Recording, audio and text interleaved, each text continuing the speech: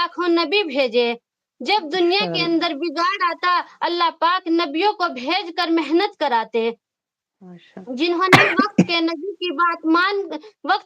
की बात को मान लिया, अल्लाह ने उन्हें कामयाब किया। जिन्होंने नाफरमानी की, वो नाकाम हुए।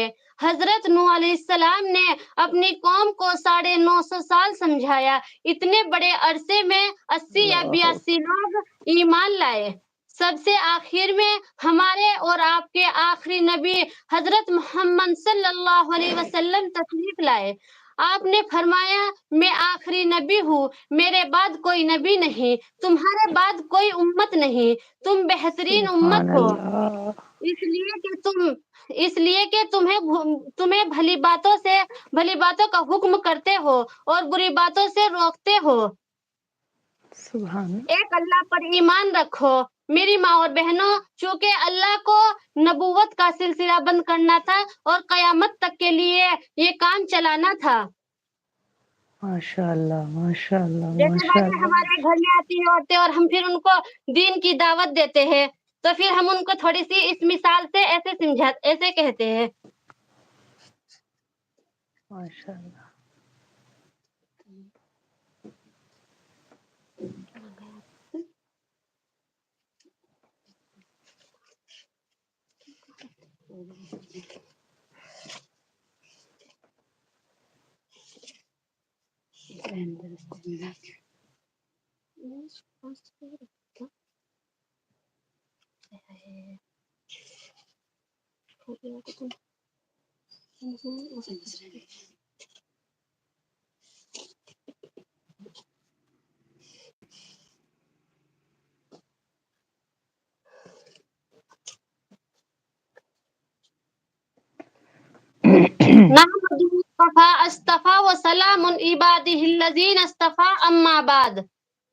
कुरान मजीद की जो आयत पढ़ी गई जिसमें अल्लाह ताला ने फरमाया कि कयामत के दिन ना माल काम आएगा, ना बेटे काम आएंगे, इल्ला मन अतल्लाह बिकल्बिन सलीम, जो संवरा हुआ दिल लाएगा वो काम आएगा। वो दो चीजों की नफी की गई, एक माल की और एक औलाद की। आम तौर पर दुनिया में इंसान उन्हीं चीजों से धोखा खाते हैं और दुनिया में ये आदमी ये समझते हैं कि माल हो तो इंसान शेरनी का दूध भी खरीद सकता है, माल से तमाम काम संवर जाते हैं। हालांकि ये बड़ी गलत फहमी है। माल से इंसान के कुछ काम तो संवरते हैं, हर काम नहीं संवरते। दुनिया में भी हर काम नहीं संवरते, आखिरत में तो कोई काम भी नहीं संवरेगा। मेरी माँ और बहनों के माल से इंसान ऐनक तो खरीद सकता है, बेनाई नहीं खरीद सकता। माल से इंसान अच्छा लिबास तो खरीद सकता है, खूबसूरती नहीं खरीद सकता। माल से इंसान नरम बिस्तर तो खरीद सकता है, मीठी नींद तो नहीं खरीद सकता। माल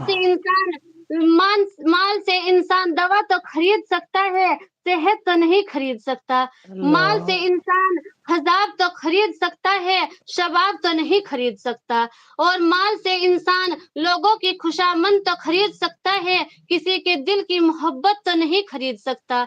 माल से इंसान किताब तो खरीद सकता है, इल्म तो नहीं खरीद सकता। मालूम हुआ कि मेरी बहनों, दुनिया में भी हर काम माल से नहीं होता।